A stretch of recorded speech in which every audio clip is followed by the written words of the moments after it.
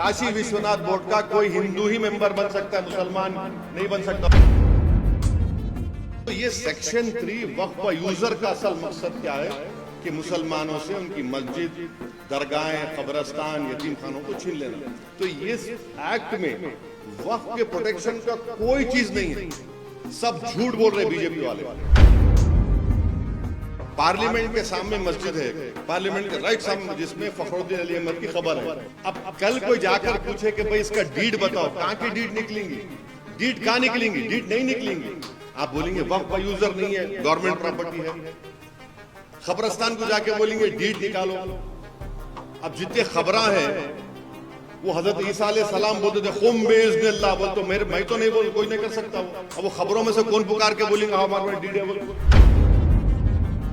इस बिल में वक्फ बोर्ड को, वक्फ प्रॉपर्टीज को बचाने के बजाय बर्बाद करने का तरीका है। अगर आज कोई आदमी वक्फ प्रॉपर्टीज को इलीगली बेचता है या चोरी करता है, उसको एक्ट में लिखा गया 2 years रिगरस इम्प्रिजनमेंट। आप हिंदी पिक्चरों में देखे होंगे, डाला बाता क़ैद बामुशक्क़त। अब क़ैद बामुशक्क़त को करके सिंपल इम्प्रिजनमेंट कर दिया, सिंपल इम्प्रिजनमेंट कर दिए। कौन सा वक्त का बचा दिया? फिर उसको नॉन बेलेबल था, इसको बेलेबल कर दिया।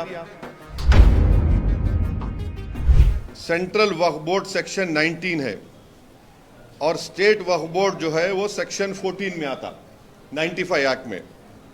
अब उसमें क्या बोल रहे कि मैंडेटरी है सेंट्रल वक्फ बोर्ड में 2 हिंदूज को मेंबर बनाना,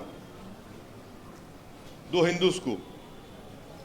अभी क्या है, अभी कोई भी हिंदू मेंबर नहीं बन सकता सिवाय सिटिंग मिनिस्टर के। आप हमको ये बताइए, और स्टेट वक्फ बोर्ड में आप तकरीबन सिर्फ चार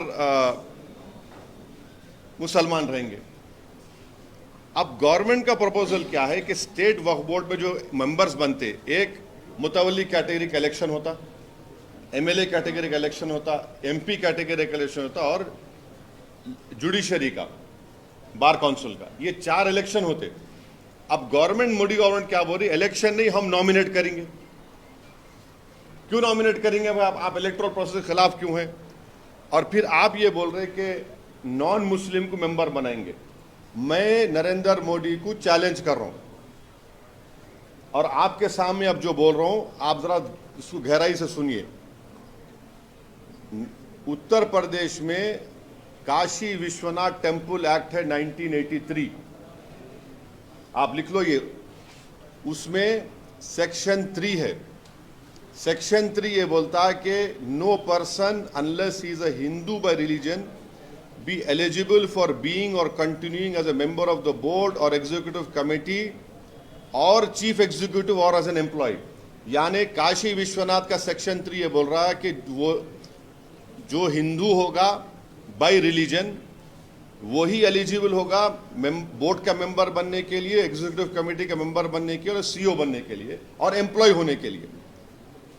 फिर आप वही काशी विश्वनाथ टेम्पल एक्ट 1983 में सेक्शन 6(3) देखो आप, जिसमें यह बोला गया है कि where a member of the board can not perform his duties as such by reason of the fact that is not a Hindu, the person available next below him in this behalf shall be a member of the board. यानी अगर कोई member अपनी duties को निभा नहीं सकता इसलिए कि हिंदू नहीं है, तो किसी और को हिंदू को बनाया जाए।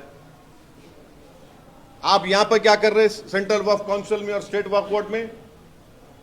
काशी विश्वनाथ बोर्ड का कोई हिंदू ही मेंबर बन सकता है, मुसलमान नहीं बन सकता। और याद रखिए, हिंदू का डेफिनेशन आर्टिकल 25 में हिंदू, बौद्ध, सिख और जैन है। यहां पे क्या बोल रहे, सिर्फ हिंदू रहेगा, ना सिख होगा, ना बौद्ध होगा, ना आपका जैन होगा। फिर आप तमिलनाडु में आइए, लंबा तो नहीं हो रहा ना ये? हाँ, अगर लंबा हो रहा तो बोलो, रुक जाता हूं मैं। तमिलनाडु में Tamil Nadu Hindu religious and charitable endowments act 1959, उसका आप सेक्शन 10 पढ़ो आप। उसमें क्या लिखा हुआ है, the commissioner, additional commissioner, every joint deputy or assistant commissioner and every other officer or servant appointed to carry out the purpose of this act by whomsoever appointed shall be a person professing the Hindu religion and shall cease to hold office as such when he ceases to profess religion. यानी commissioner, Tamil Nadu में commissioner endowment board का, joint deputy और assistant commissioner, कोई भी officer और उनका employ जो इस एक्ट में अपॉइंट होगा उसको हिंदू रिलीजन का होना चाहिए, और अगर वो हिंदू रिलीजन का नहीं है तो ऑफिस में नहीं रहेगा। कौन सा सेक्शन है Tamil Nadu religious charitable endowment? Section 10।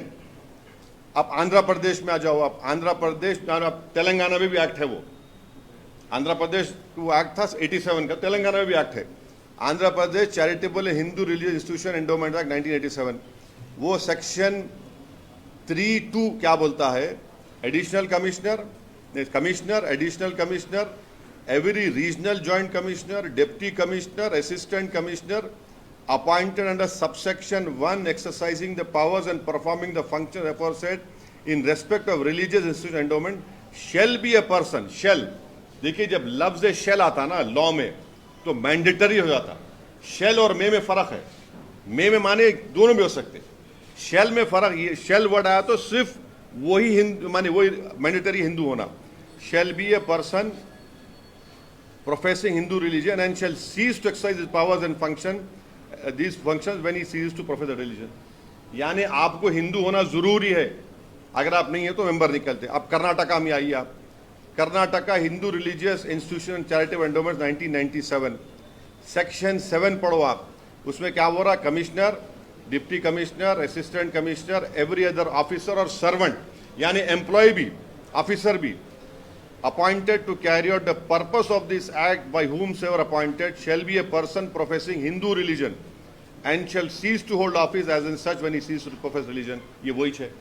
फिर आप ओडिशा को जाइए, Odisha Hindu religious endowment act 1951, उसमें सेक्शन 5 पढ़ो आप, उसमें वही लिखा हुआ है कि the state government may by notification appoint a person who professes the Hindu religion as a member of either judicial, administrative service, retired member thereof to be commissioner of endowments, and they may further appoint such number of deputy commissioners, assistant commissioners as they think fit।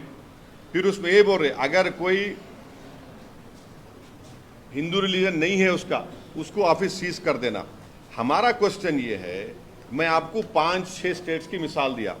अब 95 के act में जो अभी act है, इसमें क्या है? Section 9 जो वक्फ काउंसिल का है, ये पूरे के पूरे मुसलमान है 95 के एक्ट में। अब 2024 में गवर्नमेंट क्या बोल रही है कि 2 members under this section shall be non Muslim, माने 2 मेंबर कम से कम मस्ट है आपको नॉन मुस्लिम बनाना। ये वायलेट करता आर्टिकल 15, 25, 26, 29 कॉन्स्टिट्यूशन। डिस्क्रिमिनेशन है, ये कंप्लीट डिस्क्रिमिनेशन है। अब आप आ जाइए स्टेट वक्फ बोर्ड पे, 90 जो स्टेट वक्फ बोर्ड सेक्शन 14 है 1995, जिसमें पूरे मेंबर मुस्लिम हो सकते, पूरे मेंबर मुस्लिम होते। अभी इन्होंने क्या कर दिए, यहां पर क्या कर दिए, खाली 4 कर दिया स्टेट वक्फ बोर्ड में। हमारा बोलना यह है कि भाई साहब, जब काशी विश्वनाथ के एक्ट में, हाँ, फिर आपके तमिलनाडु के Hindu religious charitable endowments act 59 में, आंध्र प्रदेश के charitable Hindu institution endowment act 1987, Karnataka के Hindu religious institution charitable endowment 1997, Odisha के 1951 एक्ट में, इन सब में बोला जा रहा है कि commissioner, assistant commissioner, CO, employ तक हिंदू होना। आप क्यों हमारे पीछे पड़े हुए वक्फ बोर्ड के? अब ये बताओ आप, ये नाइंसाफी नहीं है तो क्या है?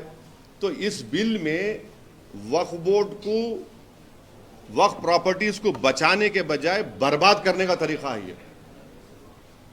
आपको और एक मिसाल दे रहा हूं, आप जाकर सेक्शन 52 ऑफ 95 एक्ट पढ़ो, जिसमें यह बोला गया अगर आज कोई आदमी वक्फ प्रॉपर्टीज को इलीगली बेचता है या चोरी करता है, उसको एक्ट में लिखा गया 2 years रिगरस इंप्रिजनमेंट।